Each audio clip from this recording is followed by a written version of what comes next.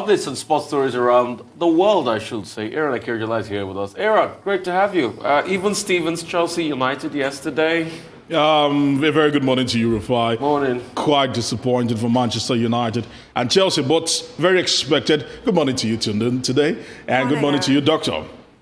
All right, let's get straight into it. The ever-revolving world of sports always brings divergent results, and this weekend was no exception. Looking at it closely, starting off from the Premier League, and Arsenal were at it again. Looking good for the money at the moment, as goals from Nicolas Pepe, not forgetting Alexander Lacazette from the penalty spot, and David Luiz helped them to a 3-1 win over Leicester City at the King Power Stadium. It was goalless between Chelsea and Manchester United. We'll be telling you about some of the implications later on, and also the other key results that actually came in this weekend. Manchester City winning, West Brom also had a very massive win over the weekend. Aston Villa also winning on Saturday, and it was one apiece between Newcastle and Wolverhampton Wanderers at the St. James's Park. Moving away from that, still sticking with football, you look at the results, the table right now in the English Premier League. Manchester City have opened a 12-point buffer between themselves and the chasing pack. Manchester United, Leicester City,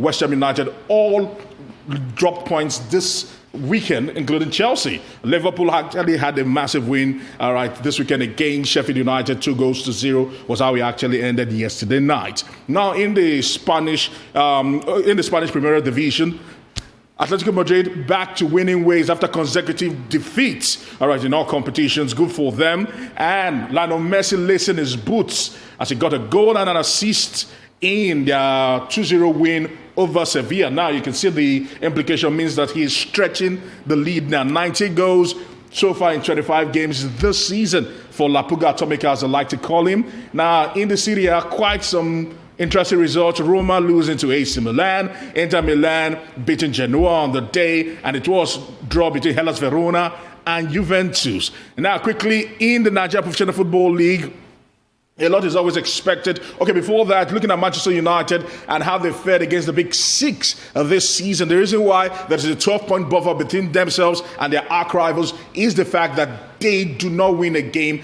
with their pairs. You can see there, lost to Tottenham, draw against Chelsea, lost to Arsenal, and a litany of draws has just doomed Manchester United and their title credentials this season. Now, away from football, now to the Olympics. Dr. Abati was mentioning professors that have refused to take the COVID-19 vaccine. One man also, Ewan Blake, superstar Olympic gold medalist, has insisted that if he is forced to take the COVID-19 vaccine, he would rather than take the vaccine, he would rather stay home and miss the Summer Olympics in July.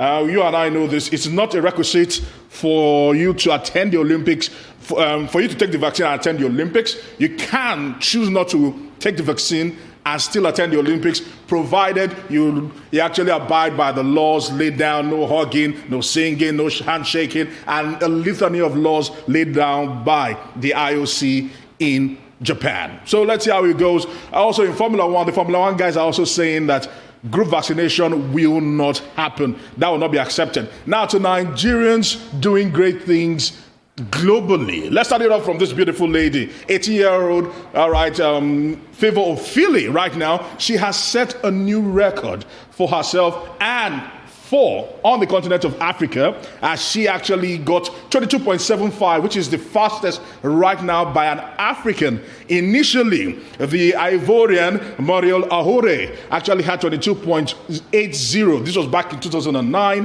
and just over the weekend, Ofili did 22.75, and by so doing has earned herself a ticket to the Tokyo Olympic Games. She was not alone, as Ruth, we've been speaking about Ruth for quite a while right now, and Ruth Usoro also staked a claim for herself and got a ticket for herself to compete in the long jump and the triple jump events at the Olympic Games. We are hoping these ladies will turn up the heat when they get to Tokyo and probably bring out medals for Nigeria. And quickly, finally, one female boxer, Bolanle Shogbamu, has insisted that since female boxers take as much punches and give as much punches like their male counterparts, they should be on equal pay.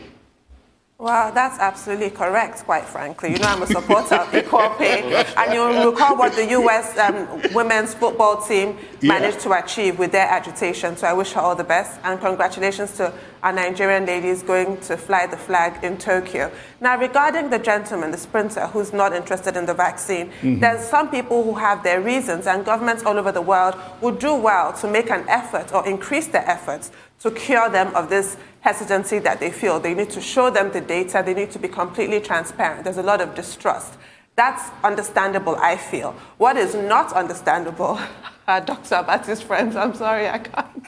The professors who are talking about holy water. I mean, really, no, let's not do that. But what is the rationale of the F1 team not rejecting Bahrain's offer? It's the same BioNTech Pfizer jab. Why don't they want to take it in Bahrain? Now, the point is this, Formula One is domiciled in the UK.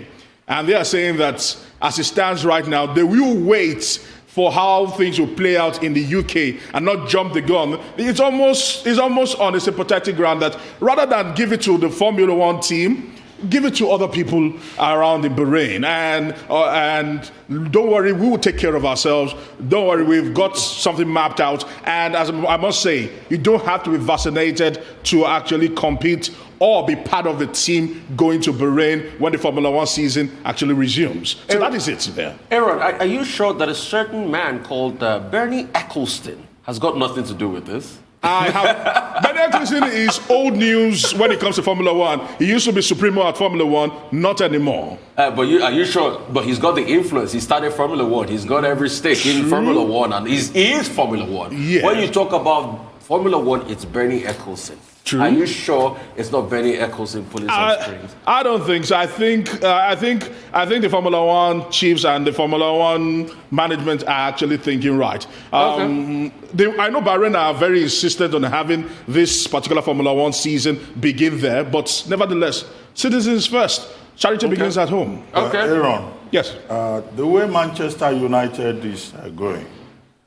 do you think that they are still very serious about being on top of their game? 5 draws with their traditional 6 rivals back to back, and their game is becoming very boring. Very boring. Tuchel, would feel very good that so far he's been able to keep his record in terms of his performance as the new coach of Chelsea. But something happened in that encounter between Manchester United and Chelsea. You had that penalty that should have happened in the 14th minute. That wasn't a penalty. Well, the VAR advised the referee to review it. Yeah.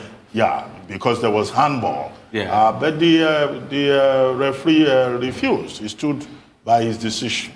And I was a bit concerned about that. I thought that the VAR is there, as some kind of oversight system. What the referee did, was it standard practice, normal, acceptable? Now, the point is this. First of all, looking at it, Rufa, you might say it was not a penalty. We've seen those given, we've seen those not given. Now, the truth is this, concerning that particular incident, I think the player touched the ball. But was it a deliberate act in the 18-yard box? And was his hand in a natural position? These are some of the things they would actually look at. But the controversy stemming from that is the fact that the referee on the day said that he wants to stay away from controversy, which we have seen happen time and time again with referees and VAR. That said that that's the reason why he didn't give the penalty. Although they are now bringing another translation to what the referee told a particular look show in the game. But with VAR and referee decisions these days, trust me, every week new problems. And Aaron, real quickly, the referee is a very wise man. You know why? Why? Because any game between Chelsea and Man United is heavily contested. And referees... But if there's a penalty, it should be given. It should be given. But referees have always destroyed any game between Chelsea and Man United. Agreed. I'm saying that as a pain Chelsea fan. Agreed. Remember the frivolous Rooney penalty many years ago that tipped the game in their favor? Yeah, 2 penalties. 2 penalties. Yeah. But when you look at it critically, when you look at the decision of the referee, and you even look at the call afterwards, you'd see that the referee was not far from making a good decision. The jury is out on this. You know, just like a lot of people still saying Emmanuel Amunike's goal in 1996 Olympics, the third goal, was offside against the Argentines. The jury is out on that. You have those contentious decisions in football, but it has to be said, that was not a penalty. 0-0 draw, good game, fair game on both sides. It was a poor game. It was a poor game. If the VAR is no longer reliable, maybe we're getting close to a point where we could ask that it should be suspended. It should be scrapped. I doubt if that would happen. I'm talking about scrapping. The U.S. soccer body has now said there is a ban on kneeling, you know, when taking the national anthem. I don't know what you think about that and, you know, the significance of it. Now, very quickly, there's another issue. Davidson Owume, the CEO of the league management company in Nigeria. He says since his appointment in December 2020, this is a match. He has not been given a letter of appointment by the Nigerian Football Federation. And that is the reason why he has not assumed duties. So if the same, you know, if ex-footballers are saying that the league management company should be up and doing and enforce his own rules, his own conditions in terms of the licensing and the approval of what, football teams in the league do. Now, where does this leave us? Common appointment letter. The NFF has not been able to issue since December. That's standard business practice. Now, okay, Davidson Owume, we know him, seasoned. He was a great player during his time, both locally and internationally, seasoned administrator when it comes to football matters. And he took over from Nduka Irabo. We know that. I'm not sure why they haven't given him a contract. But Shehu Diko, in the meantime, has been running the league, even when Nduka Irabo was still chairman and CEO of the league. I think... I don't know why the NFF has taken this long to actually give him an appointment letter. Aaron, is it not standard business practice, not giving appointment letters and not payment of salaries, not payment for 22 months? No, appointment letter shouldn't be. It shouldn't be an accrual tax. I should presume, but.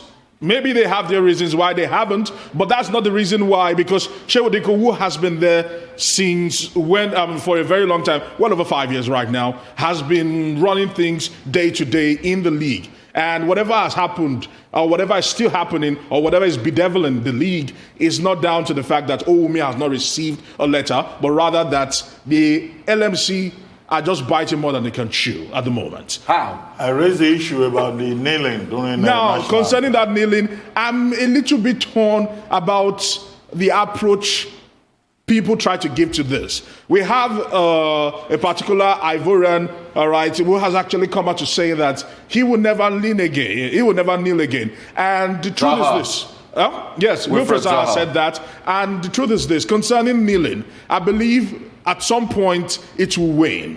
But at the moment, the US have always led the charge when it comes to advocacy and when it comes to equality in life. I don't know why they should be the ones actually pushing this particular thing. They should have been the ones to set example for the entire world for the good reasons, and not saying that a very symbolic act that is actually driving the message through and through should actually be stopped.